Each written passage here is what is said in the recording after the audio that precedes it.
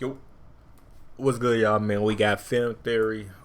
Okay, Marvel this time to panic. Ant-Man caught. You know, a lot of people say Ant-Man was trash. I mean, Ant-Man to me was.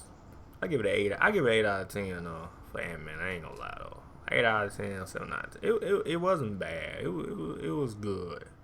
You know what I mean? But a lot of people got a lot of opinions though. I know what I'm saying. I know Marvel fans they gonna like it. Or they might change their mind though. They might switch up. I don't know, man. Hey, like it up, sub, hit the bell on. Yeah, let's get it.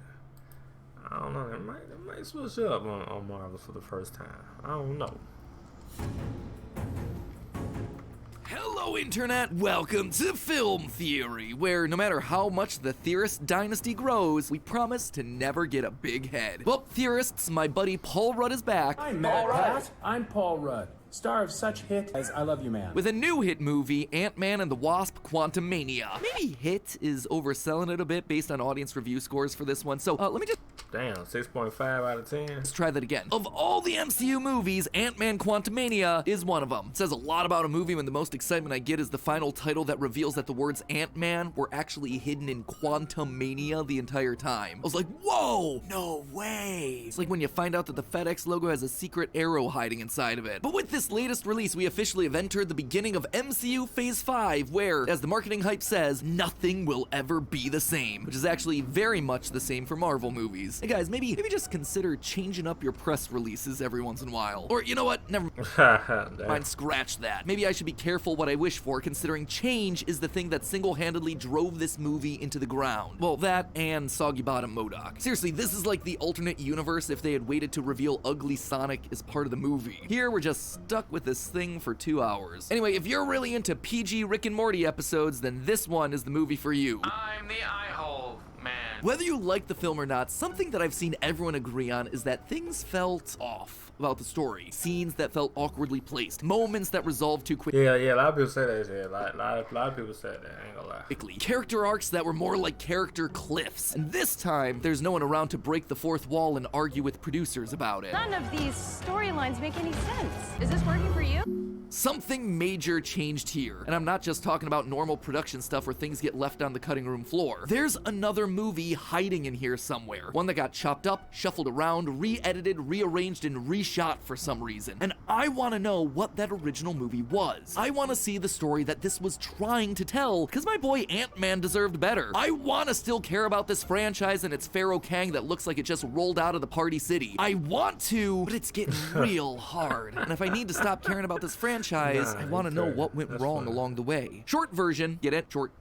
Anyway, I think at one point Scott Lang's adventure to the quantum realm not only had a very different, much darker ending, it also had a more complicated, morally complex story arc for the main character. But here's the biggest twist. I think solving what this movie could have been tells us a fascinating tale of the major mistakes that Marvel and the rest of Hollywood are making right now. Okay, so let me give you the quick recap of the movie we got so we can then, actually piece together the movie we should have got. So it's 2025 and Scott Lang is kinda sorta retired from Ant-Manning since there really hasn't been an Avengers level threat lately, except for a city being taken hostage, a giant kaiju battle over Egypt, the multiverse ripping apart, and the complete rampage of a deadly witch gone rogue. Everyone just forgot Scott's number for those. So instead, he wrote a book, available on audible.com, I have no doubt. Meanwhile, Hope is running Pym Industries as a do-gooder girl boss, Hank is collecting fat paychecks for mildly reacting to CGI ants, and Janet is definitely not talking about what she did while stuck in the quantum realm for the past 30 years. Seriously, don't even bring it up. She just doesn't have time to talk about it right now, okay, guy? As for Scott's daughter Cassie, she's all grown up into a completely different human being. She's also grown up to be an activist, stealing cop cars and protesting for the land rights of blip victims. So basically, she's a flag smasher. But don't worry, it's okay for her to do it because she's the hero's daughter. She also thinks that the grown-ups in her life are kinda resting on their save the world at one time laurels instead of being as angry about all this stuff like she is. Then everyone gets zapped into the quantum realm so this whole boomers versus zoomers allegory can play out with cool monsters and lasers. That's how you communicate, isn't it? By metaphor! The good guys get split up between Hank, Hope, and Janet so she can very slowly reveal the plot, while Scott and Cassie get caught up with a group of refugees being oppressed by an evil dictator, Kang the Conqueror. And yeah, Kang.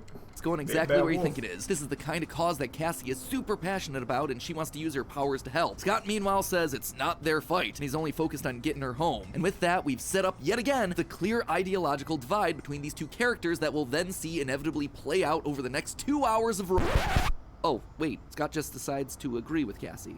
Okay. That was quick to resolve itself. Well, anyway, Cassie gets captured by Kang, forcing Ant-Man to cooperate. They escape and ultimately return, storming the castle with their ragtag army of refugees. Kang blasts a lot of people with a disintegration laser, but then makes the strategic decision to only punch all the named characters. Eventually, the script writers remember it's an Ant-Man movie, so Kang is ultimately overwhelmed by an army of CGI ants. Oh, and MODOK is here. And then right before he said, oh yeah, MODOK. He said, oh yeah, MODOK, yeah. They escape the quantum realm through a portal, Kang returns. Scott makes the ultimate self-sacrifice by pushing the rest of his family to safety while he gets the beatdown of his life. I don't have to win. We both just have to lose. Just as it looks like he's about to die, Hope comes in through the closing portal to finish off Kang for good. Maybe. Scott and Hope get a big dramatic heroes looking out over victory wide shot, perfect for an ambiguous but hopeful cut to black cliffhanger, and thus the movie ends with Scott and Hope trapped in the quantum realm with Cassie and the rest of the young Avengers having to work to get them back.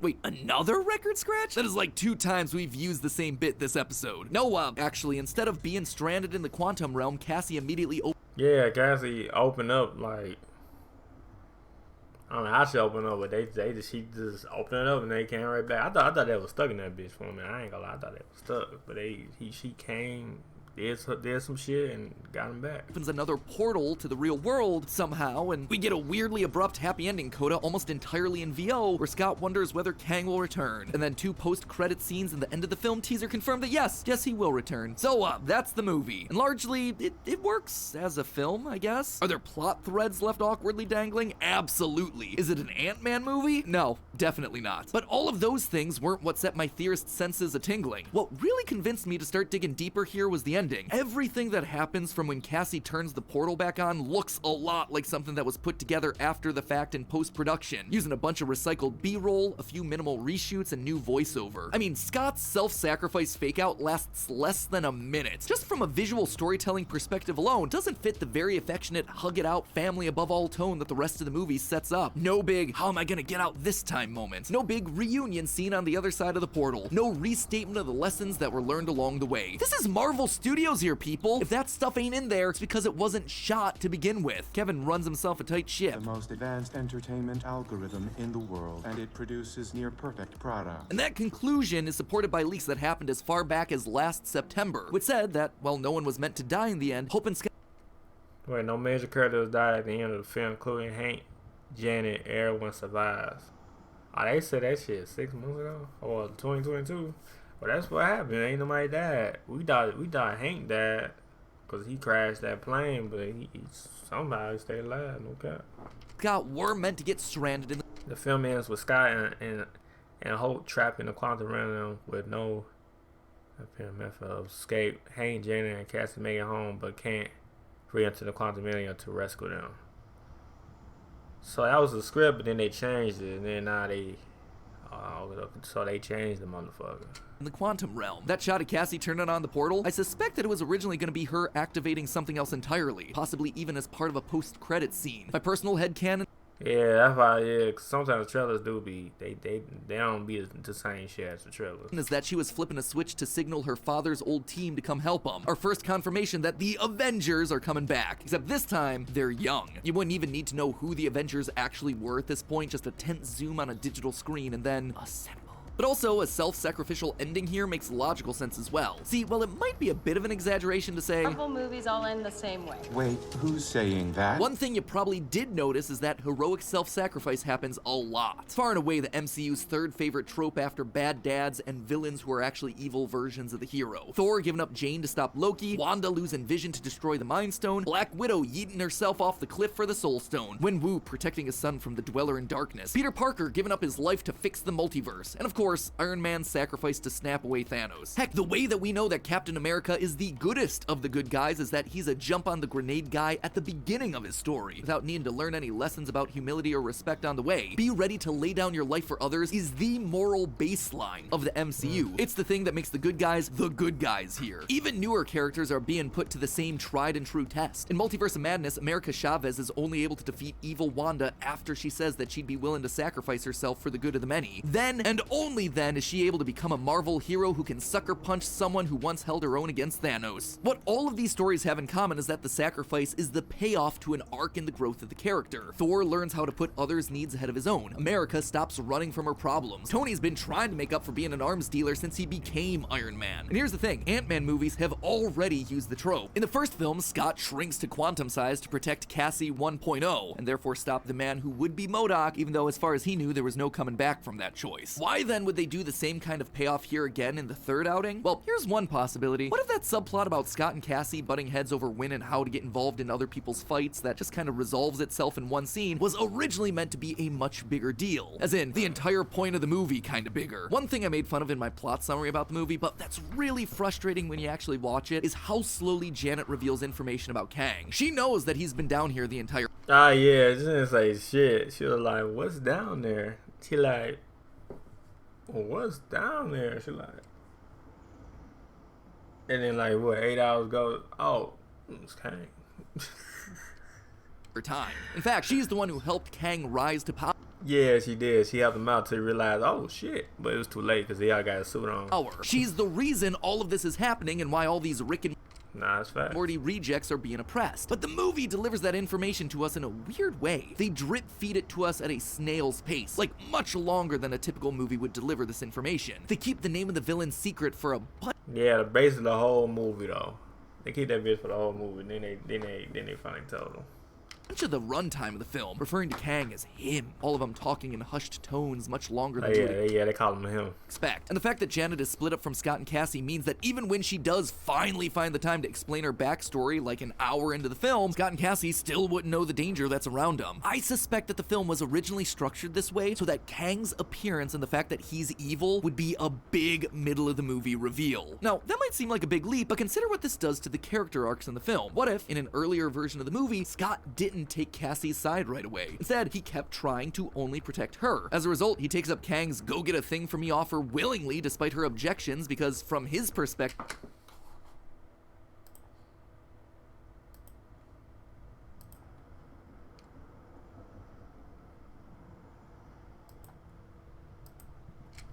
hey, we don't know what's happening down here, really. He seems to be the guy in charge. Why are we assuming the weird aliens who made us drink goo are the good guys? That then reinforces the opening beats of the movie, the generational gap and their different priorities. Then it all goes wrong and the rest of the story plays out mostly the same. Hey, I'm Kang. Thanks for helping me achieve my true power. Now, if you'll excuse me, I'm just gonna go oppress everything. Look at what that does. Scott suddenly realizes that he was wrong all along. He feels guilty for enabling this villain and needs to do an MCU heroic sacrifice, trademark, to atone for it, thereby reaffirming his good guy status while also establishing Cassie as having had the clearer, more righteous moral judgment all along. There's even this really strange moment in the actual film that makes me feel like we're really onto something here. Just before the big final battle, Scott stands up in giant man mode to confront Kang, and he has this angry line, shouting more seriously than we've ever heard this character sound, "We had a deal. Our word is our bond," which, okay. Oh yeah, he did sound angry.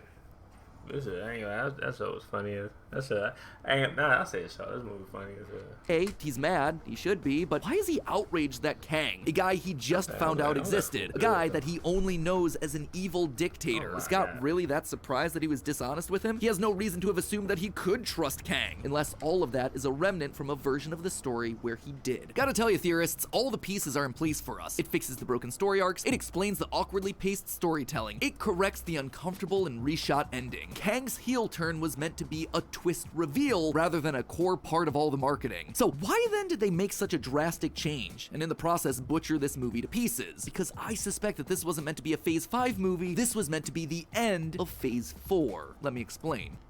Oh. If I'm right about what this movie's plot and ending were meant to be, look at what we're left with. A dark story about oppression, not trusting authority, and an ideological divide between older and younger generations of heroes. That doesn't sound like an Ant-Man movie, but it does sound like a Marvel Phase 4 project. For all its disjointed weirdness, Phase 4 did have itself a consistent theme: instability. Characters grappling with the realization that defeating Thanos, literally thwarting the end of the universe, didn't end every other problem forever. They're still suffering. Injustice, inequality. Some of it got even worse, and now there are big disagreements over what to do about that, especially between people who feel like the biggest fight ever has already been won and those who think the fight has only just started, which of course falls across generational lines. And it's here that we pit a rising crop of young heroes who want to fight the power and often hail from backgrounds that are, well, less significantly heavy on white guys named Chris, against older heroes who just want to retire. Hawkeye and Ant-Man just want to be dads. The Hulk is into meditation now. The entire nation of Wakanda just wants to be left alone again. And if you're really into heavy-handed metaphors, in Multiverse of Madness, Scarlet Witch goes full supervillain by trying to rip the life force out of a Latina teenager in order to resurrect a fake version of the American dream that only ever existed in her imagination. Even the blackest sheep of Phase 4, Thor Love and Thunder, got in on these same themes of instability and generational change. I mean, the bad guy wants to literally kill every god. You don't get much more anti-authority than that. And the movie ultimately agrees with Gore. We see that the gods do suck. Thor is only able to win by blowing up his franchise's chosen one conceit, by declaring that all the kids are worthy to be Thor, and that anything from random junk to a teddy bear can be as good as Mjolnir. That right there, that is Phase 4's narrative in one place. The system is falling apart, the people in charge are either corrupt or failing to fix it, the young people know what's what, and they're the ones who are gonna save us. The righteous path for any OG Avenger still kicking around is to aid, mentor, and pass that torch to the next generation. Ant-Man getting tricked into empowering a time-hopping multiversal dictator, him and the Wasp getting trapped and needing help from a younger generation of heroes, sounds like a solid way to bring all these themes together and end this arc of storytelling on a cliffhanger that then gets us eager for the next major chapter of the story in the new Phase 5. So then why would they have changed Quantumania's story? They called it the blip. But in this case, I'm talking about the real-world blip 2020. COVID happened, not only delaying movie release dates, but the entire real-world global economy. Movie production was at a standstill. Theaters were closing. People were turning to YouTube and TikTok for their entertainment. Suddenly, the True. pressure was on for Marvel to single-handedly save the cinema. Things had to be churned out as fast as possible whenever they were able to get finished. Looking at Marvel's original release schedule for Phase 4, you see that the plan was to gradually introduce the multiverse, as opposed to throwing it all out there at once. No longer was there a chance to slowly build up to the reveal of Kang, he had to be put out there front and center. People Nah, that's facts. loved Thanos after all, they'll have to love this guy too. Make Endgame happen again because the world almost ended and the movie biz is on the verge of dying. Pander to how corporate suits see Gen Z. Make sure that the fans are satisfied by giving them MODOK. They've been asking for him for a while. Bigger scale, bolder choices, multi-screen viewing experiences. Look at this graph of MCU content released by year. 2021 had 5 times the amount of content of any other year before it. It was a rush, a move of desperation to recover after a year without theaters. Except, in all of this rush, they forgot why people came out to these movies in the first place. The stories, the characters, not gears of a plot working together or fan service for the sake of fan service. Earned moments with tight narratives. Compelling stories that made sense without massive plot holes. Not an over-reliance on quippy dialogue, but dialogue that was funny because, yeah, that would be what that character would say in that moment. What's killing the MCU right now, and especially Quantumania here, are moves that are made out of panic, self-doubt, a lack of confidence in the stories that they plan to tell, re-edits that result in choppy, uneven, compromised narratives as films are hacked to pieces. It took the Marvel brand, which used to act as a seal of quality, and it's now reduced it into something that, yeah, maybe I'll go see that when it airs on streaming. The last time a studio acted in this sort of panicked way, rushing to get to the next big event, that was DC. We're still watching how long it's taken them to turn things around. And there you have it, theorists, the darker story for Ant-Man and the Wasp: Quantumania. Are we right? Totally off? Will we ever know? It's hard to say. But what I'm sure about is that this isn't going to be the last time that this genre of theory comes up. The whole media industry is still putting itself back together after years of huge world-shaping events. And even if it didn't play out as dark as it might have, the most relatable story that this movie tried to tell is that you can't really unchange the world, only decide how you are gonna respond to it. But hey, that's just a theory. A film theory. And cut. It's a film theory. It's another theory. Like it up, sub, hit the bed for new. Let me know what y'all think on Ant-Man. Let me know the kind of below. And yeah, alright. Peace.